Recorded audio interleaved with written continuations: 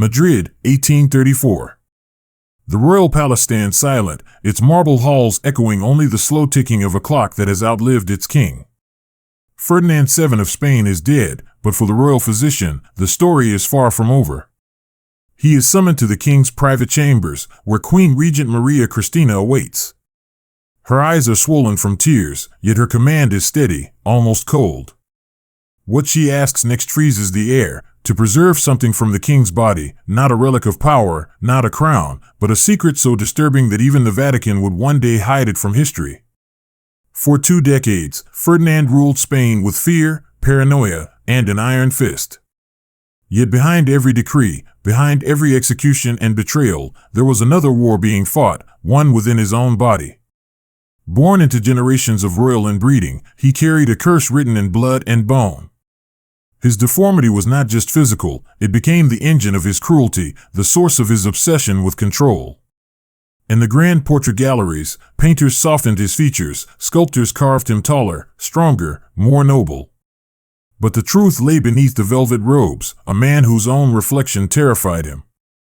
His life was a spiral of shame, failed marriages, and delusion, each tragedy pushing him deeper into madness. Tonight, we open that sealed chamber of Spanish history, a story of power, pain, and a king who could not rule even himself. What happens when the body of a ruler becomes his greatest enemy? The year was 1784. Spain was still a kingdom of glittering palaces and rusting dreams, its royal court a world of lace, candlelight, and whispered sins. In the grand palace of El Escorial, a baby cried his first breath, a prince born into gold and doom. His name, Ferdinand, son of King Charles IV and Queen Maria Luisa of Parma. From the moment he entered the world, he carried something invisible and irreversible, a curse written not by witches, but by generations of royal pride.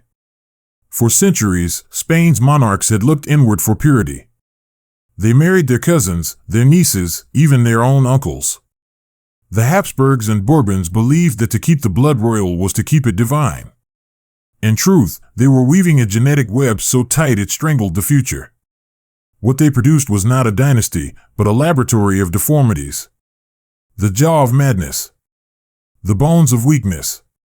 The minds of broken glass.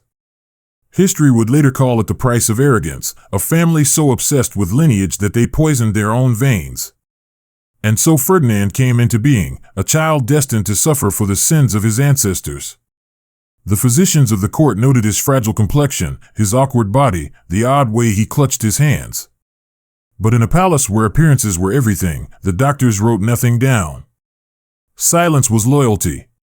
Pretending was survival. As he grew, his parents barely noticed him.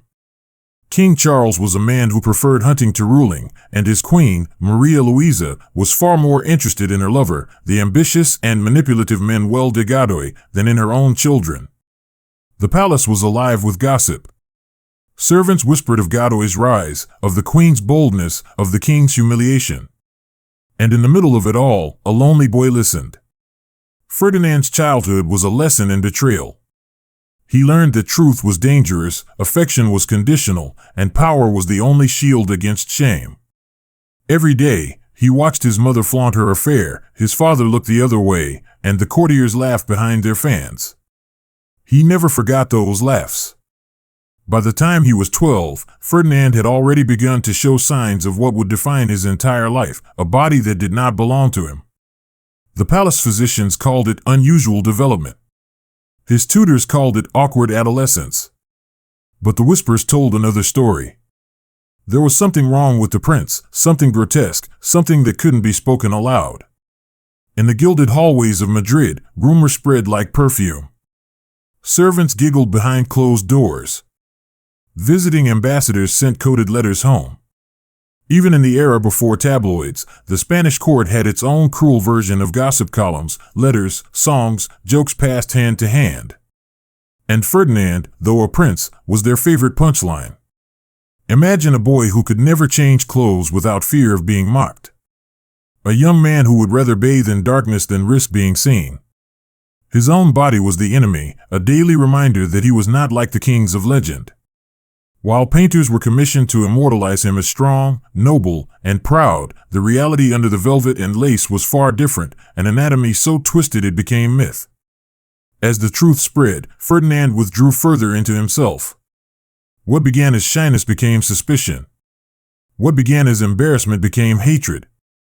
He lashed out at servants, punished pages for imagined offenses, and demanded obedience that bordered on terror. One story, perhaps exaggerated, perhaps not, told of a young page who accidentally walked into the prince's chamber while he was changing. The boy was flogged and exiled, his family banished from Madrid. The message was clear: Ferdinand's shame was sacred. To see it was treason. The court learned to move around him like ghosts, silent, careful, terrified. And Ferdinand learned that fear worked. It gave him what affection never did: control. But deep inside, he remained a prisoner, not in the palace, but in his own skin. As he reached adulthood, the physical deformity grew more pronounced. The royal physicians, forced to record every detail of his health, described his body in coded language, hiding the truth behind elegant phrases. They called it an extraordinary configuration, a most unusual formation. Privately, they knew it was a deformity so severe it would make marriage, and therefore heirs, nearly impossible. For a monarchy, this was disaster. Without an heir, Spain's future would be uncertain. And in the 18th century, the personal and the political were one and the same. A king's ability to rule was measured by his ability to reproduce. Ferdinand's body was not just his burden, it was the empire's curse. From that moment on, everything he did, every word, every ritual, was colored by one desperate mission: to prove himself capable of being a king in every sense. His tutors pushed him toward religion and tradition, telling him that God tested only those he loved. He clung to that idea. If his body was a punishment, then his mind would be his weapon. But even that was slipping. Years of mockery and secrecy had twisted his thoughts.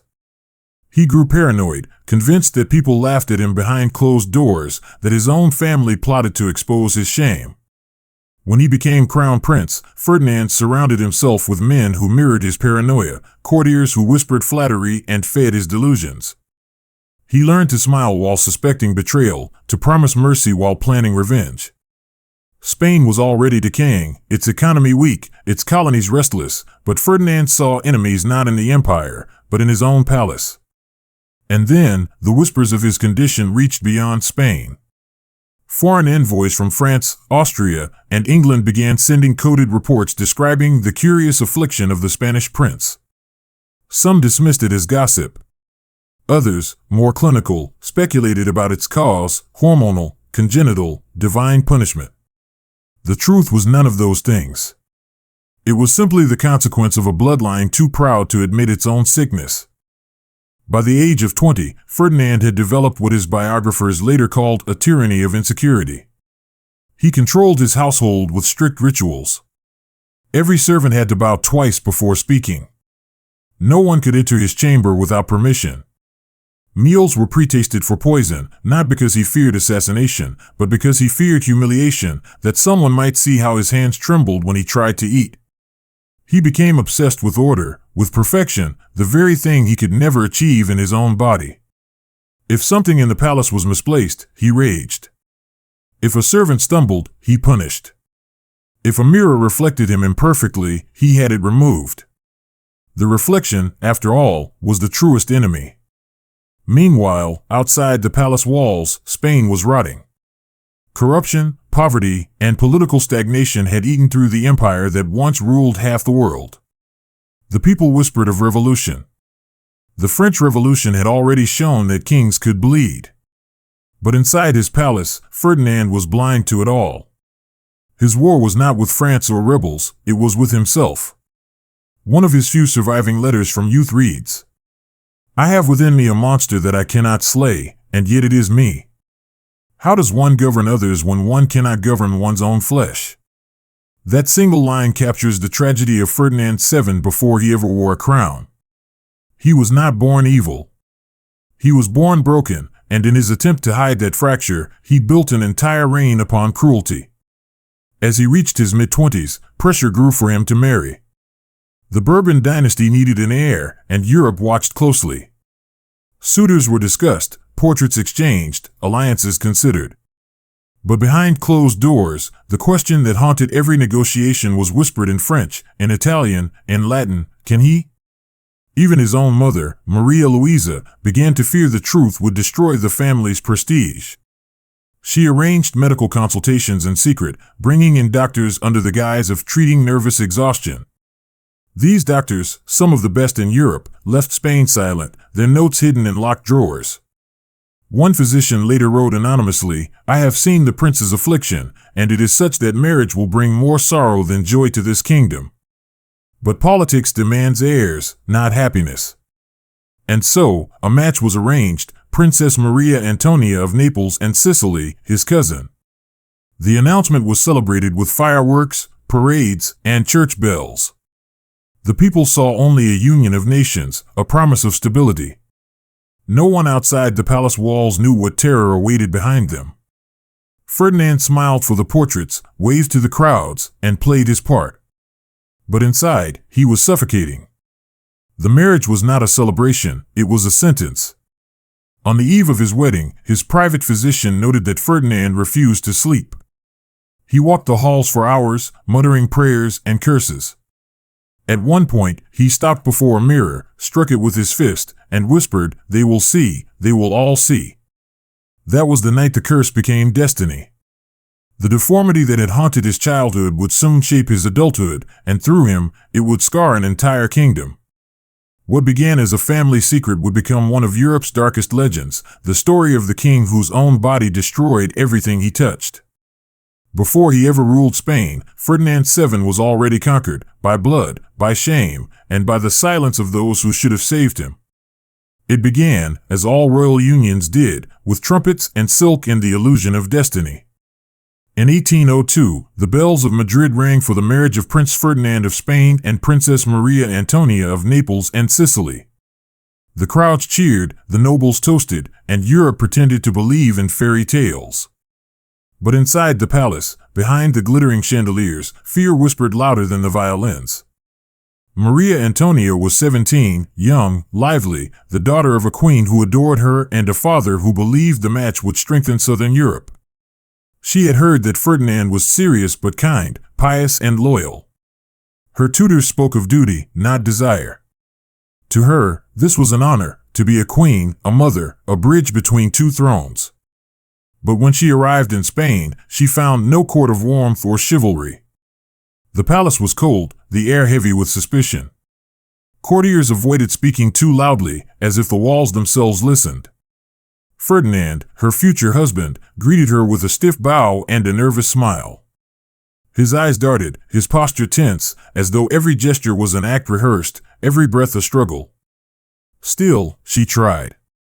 The young princess brought music, laughter, a soft Neapolitan accent that filled the echoing corridors.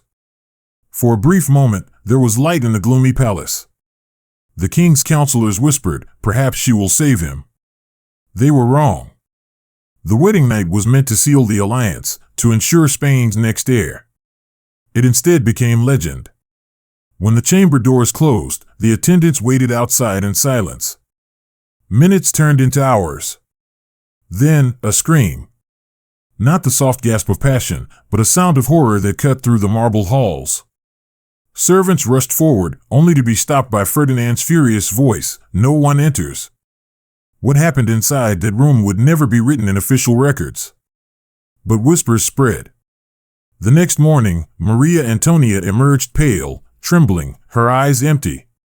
The ladies in waiting found blood on the sheets, torn cushions, and a silence too thick to question. The young queen was never the same. She avoided her husband's touch, refused to be alone with him, and soon fell ill. The doctors prescribed laudanum, a liquid dream to quiet her nerves, but it only made her a ghost of herself. Ferdinand, humiliated, became crueler. He blamed her for the failure, accused her of witchcraft, of rejecting her duties. He began to see betrayal in everything, the maid's glances, the doctor's advice, even the prayers of his wife. He surrounded himself with alchemists and astrologers, desperate to cure what God had done. When Maria Antonia lost 2 pregnancies, he accused her of spilling royal blood on purpose. In 1806, she died, officially of fever, unofficially of despair. Ferdinand wept publicly, but his grief was strange. He refused to let her body be buried for days. When the doctors finally removed it, they found her hands clenched so tight her nails had cut into her palms. Spain buried a queen. Ferdinand buried the last piece of his humanity. 10 years later, after Napoleon's armies ravaged Spain and Ferdinand reclaimed his throne, Europe once again sought peace through marriage. This time, his bride would be Maria Isabel of Portugal, another cousin, another innocent sent into the cage of royalty. She was 19, radiant, and educated in the arts. She admired her husband before she met him, believing him to be a strong king who had survived exile and war. When she arrived in Madrid in 1816, she was greeted with ceremony, golden carriages, roses, hymns of devotion. But the palace, beneath the music, was still haunted. Ferdinand had returned from exile not healed, but hardened. His paranoia had matured into doctrine. He trusted no one, not his ministers, not his family, not even God. Maria Isabel's first weeks were filled with pomp, her evenings with dread. She soon realized her husband's affliction was not just physical, it was spiritual. He demanded rituals before intimacy, prayers, and oaths of loyalty whispered in candlelight. He ordered physicians to prepare her, as though love were a surgery. Witnesses recorded that screams were once again heard from the royal chambers. Guards outside stood motionless, trained to ignore them. The following mornings, Ferdinand emerged silent, and Maria Isabel walked like a shadow, clutching her rosary, her eyes red from weeping. Her health deteriorated quickly. She stopped eating, speaking, sleeping. Servants called them episodes, fainting fits where her hands trembled and her eyes stared into nothing. One maid later confessed that the queen would whisper at night, "The walls are breathing. They see everything." In 1818, she died.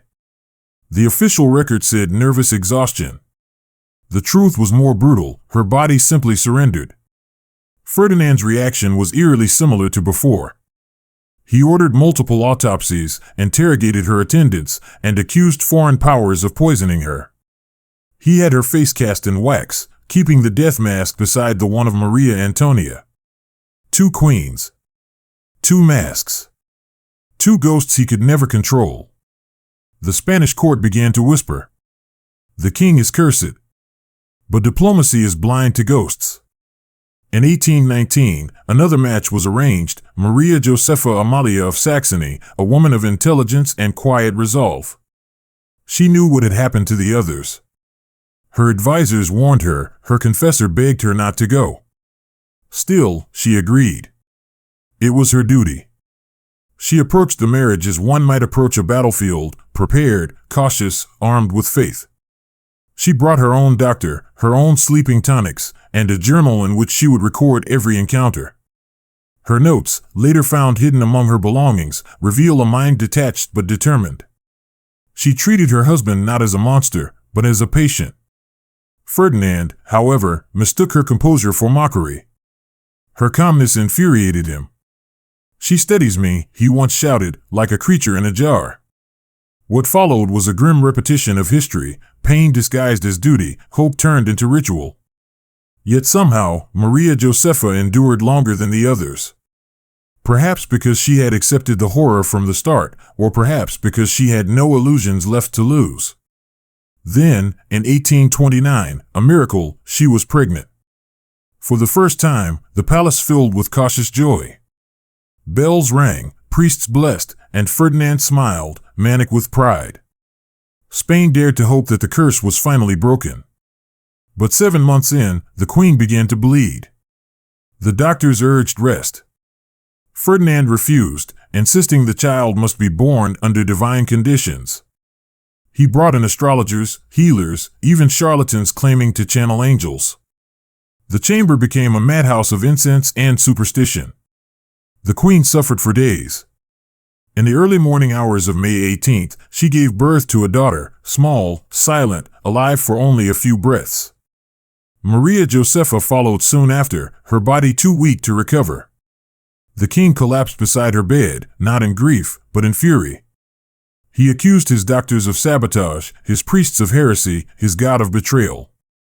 He demanded that the bodies be kept in the room, screaming, "You will wake her. You will wake them both." When decay forced reality upon him, he ordered wax masks once again. 3 now stood in his private chamber, pale, still, eternal, a gallery of his failures. Ferdinand's palace became a mausoleum long before his death. The servants moved quietly, afraid of echoes. Ministers delivered reports to a man who barely listened, whose gaze wandered to unseen corners, as though the dead still whispered there.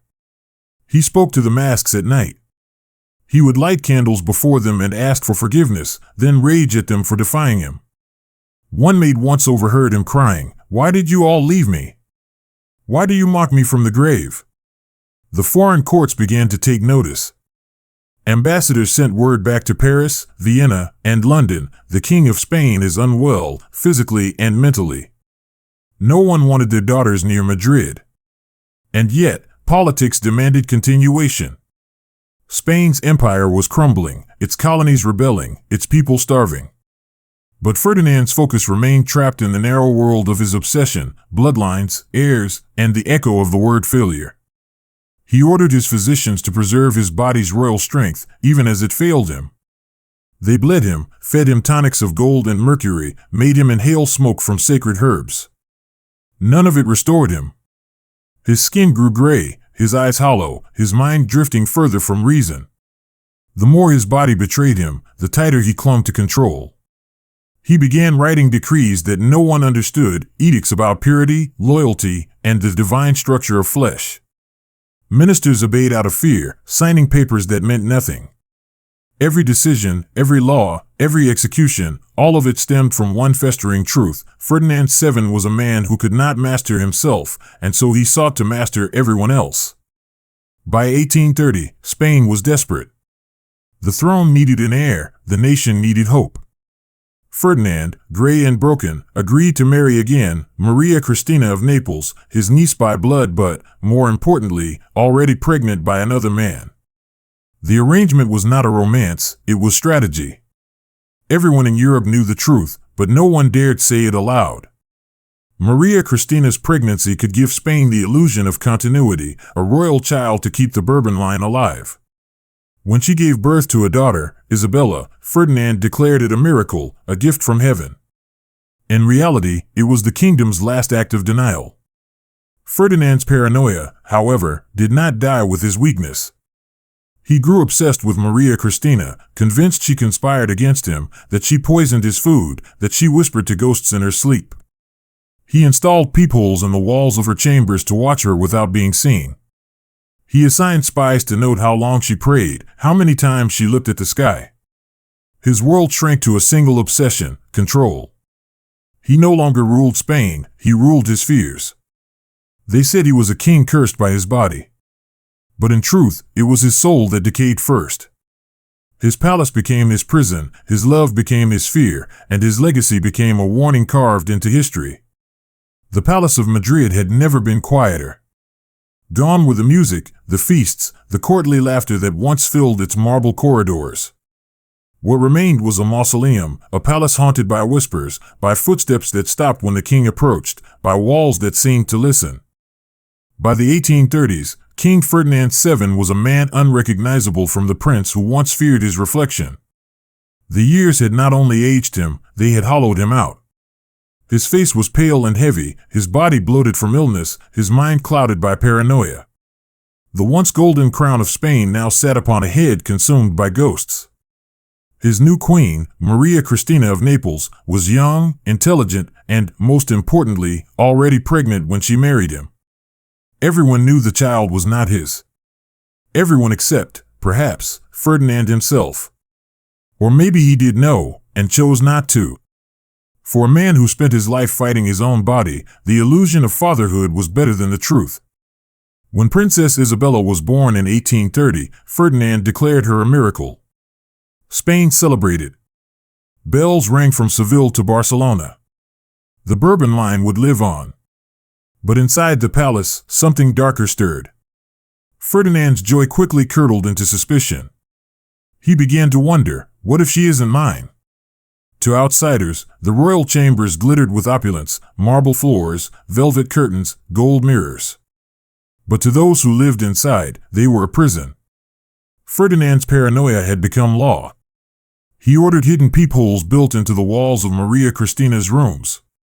Through them, he watched, as she prayed, as she nursed Isabella, as she spoke with her maids. Nothing escaped his gaze. Even the Queen's letters were intercepted, opened, resealed. Every dish she ate was tasted 3 times by servants who were forced to wait an hour afterward in case the poison was slow. A courtier once wrote, "In the royal palace, silence is safety. Even a sigh may be heard by the king." Maria Christina lived under constant surveillance. She described her life in a secret letter to her sister. "I live in a glass cage. Every word, every breath belongs to him." But Ferdinand's fear went beyond jealousy. He began to see betrayal in the smallest gestures, a servant's hesitation, a physician's glance, a prayer said too softly. He dismissed his ministers, imprisoned advisors, and replaced loyal courtiers with spies. The palace turned into a labyrinth of secrets, its halls echoing with rumors of madness. At night, Ferdinand roamed the corridors barefoot, holding a candle, muttering to himself. Guards reported seeing him stop before portraits of his dead wives, whispering their names, asking for forgiveness, or accusing them of conspiracy. In the Queen's bedroom, he would sometimes kneel beside Isabella's cradle, staring at the child for hours. One night, Maria Christina woke to find him standing there, weeping silently. "She has my eyes," he whispered. But whose soul? While Ferdinand's world shrank to the size of his paranoia, Spain itself was falling apart. The once mighty empire was bleeding. The colonies in the Americas, Mexico, Peru, Argentina, had declared independence. The treasury was empty. Famine swept across the countryside. But the king cared little for politics. Ministers brought him petitions, reports, maps of rebellion. He waved them away. He preferred to discuss matters of loyalty and purity. He spent hours dictating absurd decrees, laws against impure bloodlines, rules about who could stand near the Queen, restrictions on music, theater, even laughter. He saw revolution not as a political movement but as a disease, one he believed was transmitted through ideas, through voices, through proximity. So he silenced everything. Newspapers were banned. Professors were arrested. Priests were forced to swear loyalty oaths not to God, but to him. The people whispered that the king had lost his soul, that the devil himself had claimed the Bourbon line. In the taverns of Madrid, they called him El Loco del Palacio, the madman of the palace. And yet, no one dared rebel openly. Spain had become a land of fear, ruled by a man who trusted no one, not even his own reflection. By 1832, Ferdinand's health had collapsed. Gout turned his legs into twisted agony. He could barely walk, barely write. But his mind, though fractured, still burned with suspicion. He began to believe that Maria Christina was trying to poison him through touch. Before any physical contact, he ordered physicians to inspect her body for substances of harm. The Queen was forced to stand before doctors, half-dressed, humiliated, while her husband watched from his chair, trembling with fury and desire. It was no longer intimacy, it was punishment. Even his daughter, the little Isabella, became a subject of investigation. Ferdinand demanded that her toys be cut open, her clothes examined for hidden messages. He insisted that her prayers be monitored by priests, that her food be tested like the Queen's. He was obsessed with proving her loyalty and her paternity. He commissioned artists to paint composite portraits of himself, Maria Christina, and the child, then compared the features, demanding explanations for every difference. He hired astrologers, anatomists, even physicists to determine if resemblance could be measured by divine geometry. None dared contradict him. The palace descended into quiet terror. Servants rotated daily, so none would learn too much. Ministers were interrogated at midnight. Any word of disobedience could mean imprisonment or worse. And through it all, Ferdinand continued to decay, a living corpse clinging to delusion. By the summer of 1833, the king was dying. His body swollen, his face gray, his speech slurred. He refused to admit weakness. He still demanded reports, still gave orders no one understood. When priests came to offer last rites, he asked them to bless the body, not the soul. The courtiers avoided his chambers. The air smelled of sickness and candle wax. Maria Christina stayed near him, both out of duty and fear. When he slept, he mumbled the names of his wives, Maria Antonia, Maria Isabel, Maria Josepha, as if counting ghosts. On September 29, 1833, the King of Spain took his final breath. The official cause was gout, but everyone knew the truth. A lifetime of torment had eaten him alive. And then came the final secret. The royal physicians were ordered to prepare the body for burial. But one of them, the same man who had served him for decades, received a private command from Maria Christina herself. It was strange, whispered, and never recorded in official documents. He was to preserve a part of the king. Not his heart, as was traditional. Not his brain.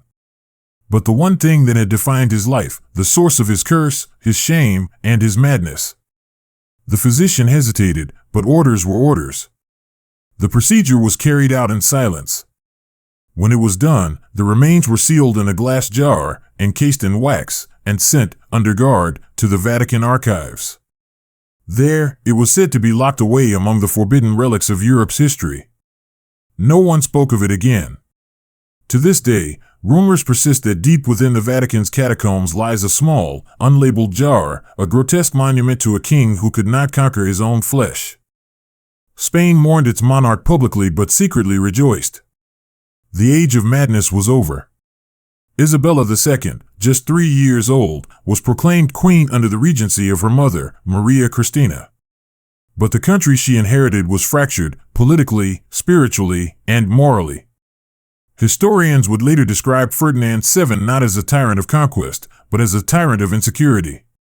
His reign produced no great wars, no lasting reforms, only fear, stagnation, and decay. He was a king who destroyed trust between ruler and subject, husband and wife, father and child. His paranoia infected everyone around him. Even after his death, his legacy divided Spain, sparking civil wars over succession that bled the country for decades. His story is not one of glory, but of warning, proof that power cannot heal a wounded soul. Centuries later, visitors to El Escorial, the royal monastery where Spain's kings are buried, still pause before Ferdinand's tomb. It is simple, elegant, anonymous among the others. But those who know the story linger a little longer. They imagine the man inside, the boy mocked for his body, the husband cursed by shame, the king consumed by fear. They imagine his restless spirit wandering the corridors he once ruled, still searching for control in death as he did in life. In the end, Ferdinand VII became a symbol, not of divine right, but of human fragility. His crown weighed nothing compared to the burden he carried within. His tragedy was not that he was deformed, but that he believed his deformity defined him. He let shame become his god, power his armor, cruelty his language. And when those failed him, he turned to madness, the last refuge of kings who cannot face their reflection. The curse of Ferdinand VII was not in his blood. It was in his belief that power could cleanse pain. Centuries pass, and history moves on. Empires crumble, flags change, kings rise and fall. But some ghosts refuse to stay buried. In the quiet heart of Spain, the royal monastery of El Escorial still stands, a fortress of faith and power, built of gray granite and silence. Beneath its marble floors lie the tombs of the kings of Spain, their names etched in gold, their bones sleeping in cold perfection. Among them rests Ferdinand VII, the monarch they once called El Deseado, the desired one, and later, El Deformado, the deformed one.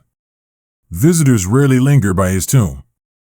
They pass it on their way to greater names, Philip II, Charles V, Isabella the Catholic. But for those who know the truth, that modest sarcophagus is heavier than any other in the crypt. Because inside lies not just a man, but the story of a dynasty undone by its own blood. Ferdinand's death in 1833 marked the end of an era, but his shadow stretched far beyond the grave. The question of succession he left behind sparked the Carlist Wars, civil conflicts that tore Spain apart for decades. Loyalists of his brother Don Carlos refused to recognize Queen Isabella II, Ferdinand's daughter, as the legitimate heir.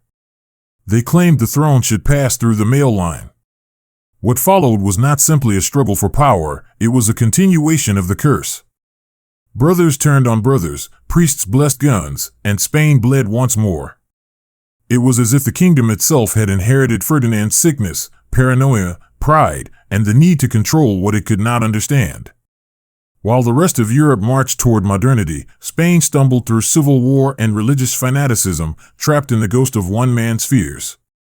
Historians often say Ferdinand's legacy was reactionary. They mean that he tried to hold back the tide of change, to freeze the world in his own broken image. But it was more than politics. It was psychology. Ferdinand's Spain was a reflection of Ferdinand's mind, terrified of exposure, obsessed with purity, and incapable of trust. Legends grew in the centuries that followed. Some whispered that a certain sealed relic from the royal autopsy had been hidden away in the Vatican's forbidden archives, catalogued under a false name, never shown to the public. Priests spoke of it only in passing, as a cautionary tale about pride and divine punishment. No one has ever confirmed the story. No document, no signature, no photograph. And yet, the rumor persists, because people need symbols. The idea that something of the king still exists, preserved in silence, feels fitting. If it were true, it would mean that Ferdinand's final act was not of governance, but of preservation. That even in death, he refused to let go of the thing that defined him, not his power, not his crown, but his shame. In modern Spain, Ferdinand VII's name has almost vanished from conversation. Streets are rarely named after him. Statues are few. In school books, his reign is summarized in a few paragraphs: a period of instability, the restoration of absolutism, the end of empire. But history, like memory, is selective. It forgets facts and keeps feelings. The feeling of Ferdinand's era, suffocation, suspicion, decline, lingers in Spain's collective unconscious. In the quiet plazas of Madrid, in the cracks of its cathedrals, in the art of Goya and the despair of Lorca, one can still sense it, the heaviness of a country haunted by its own contradictions. A nation torn between faith and reason, pride and guilt, just like its most tormented king. Even the light in El Escorial seems different. It falls through the narrow windows like judgment, sharp, cold, unforgiving. And yet, Ferdinand's story is not only about Spain. It's about us.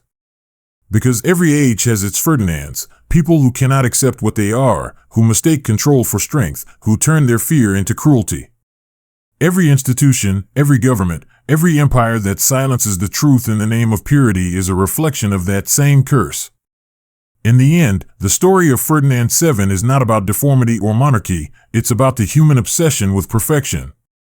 He was born into a system that demanded divine blood but punished human weakness.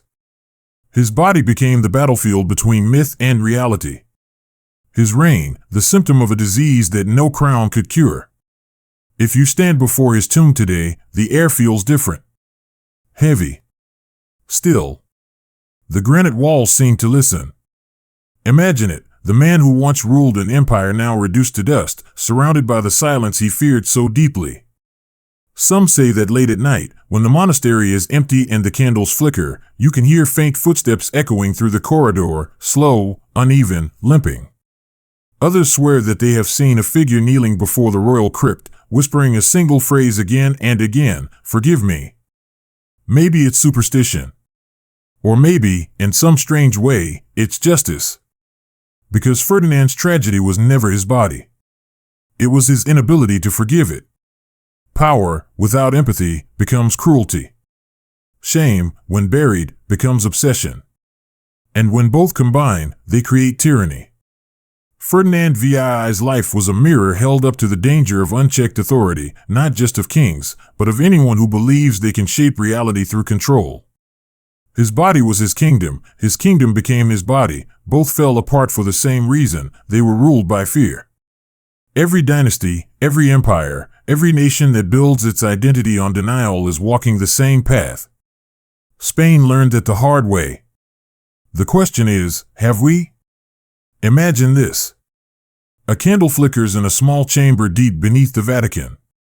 Dust drifts through the air like time itself. On a marble table lies a small sealed glass jar, its contents hidden, its history unspeakable. The wax seal bears the faint outline of a crown. A priest enters, his footsteps echoing. He kneels before the relic, not in worship, but in warning. The light trembles. The air grows still. And then, the candle goes out.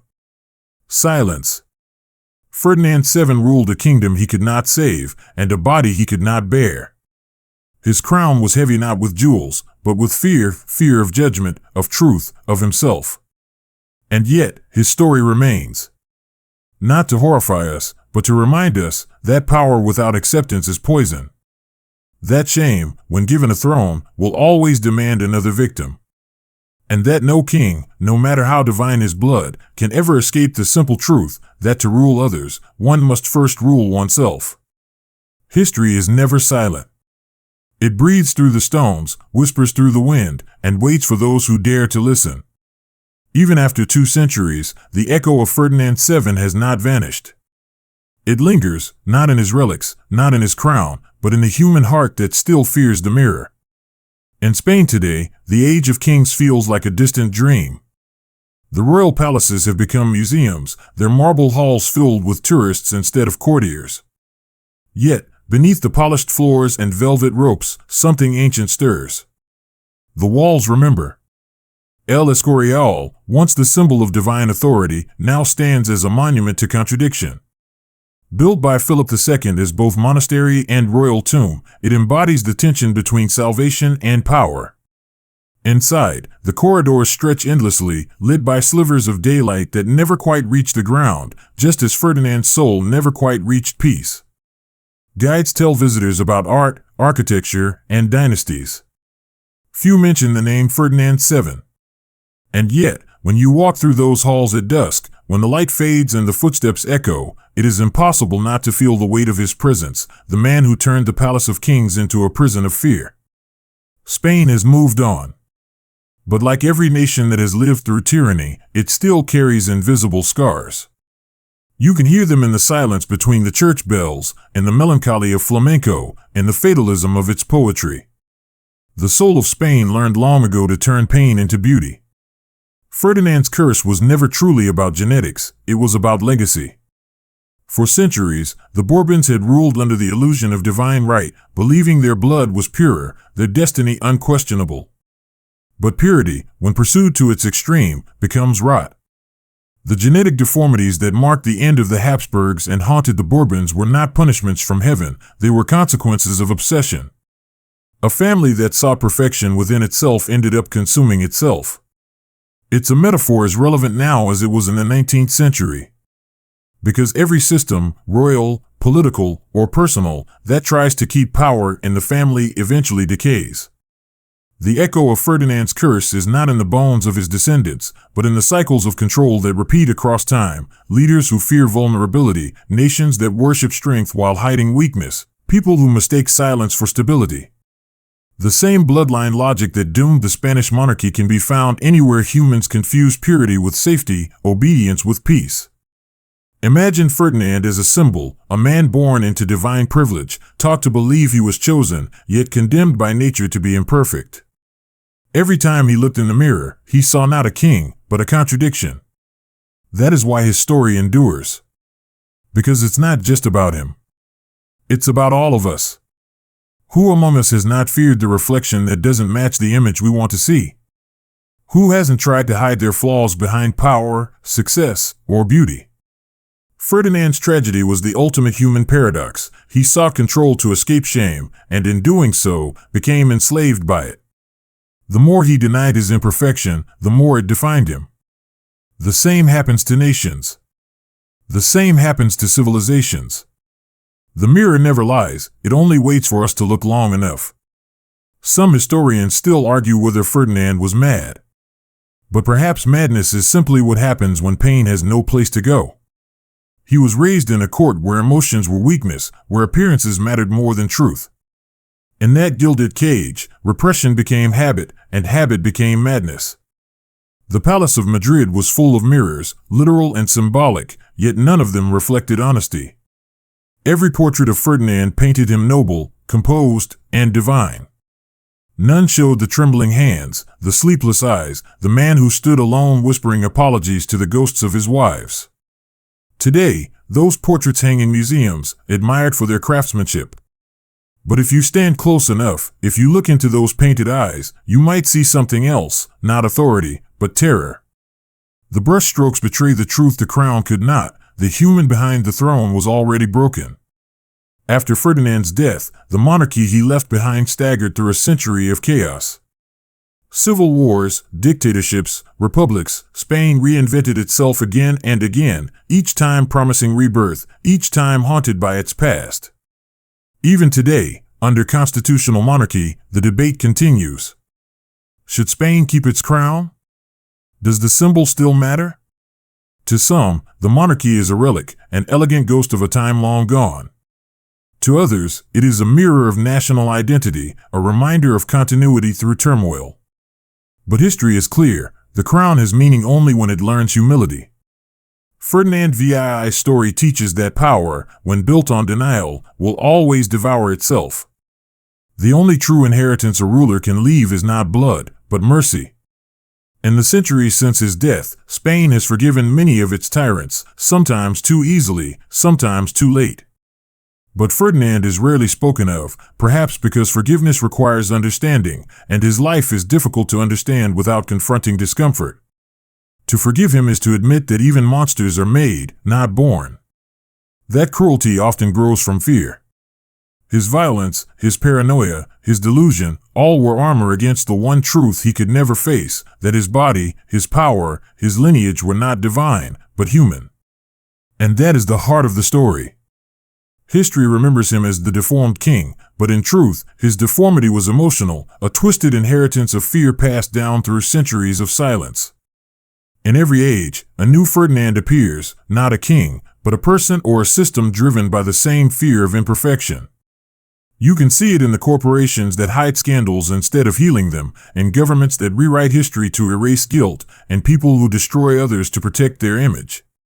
The curse never vanished, it just changed its form. But so too did the cure. Because the lesson of Ferdinand VII is not despair, it's awareness. To recognize the curse is to begin breaking it. To face the mirror and accept what you see is the only act of true sovereignty. Picture this. It is dawn at El Escorial. The morning mist clings to the mountains, the first light touches the granite spires. Inside the crypt, silence reigns. Dust drifts through the air like falling snow. The marble tombs glow faintly in the half-light, rows upon rows of kings who once believed themselves eternal. In that moment, it no longer matters who they were or how they ruled. The crowns are gone. The bodies are gone. What remains is the lesson written in stone and silence. Every empire ends, but humanity remains. Somewhere above, a bell rings. Its echo travels through the corridors, over the mountains, into the open sky, a sound both mournful and cleansing. For a brief second, it feels as if history itself is breathing again. Ferdinand VII was not the first ruler consumed by shame, and he will not be the last. But his story endures because it tells us something that no throne ever could, that the greatest empire a man can conquer is himself. Power fades. Beauty fades. Bloodlines fade. But the courage to face one's truth, that is eternal. History repeats itself, not because it forgets, but because we do.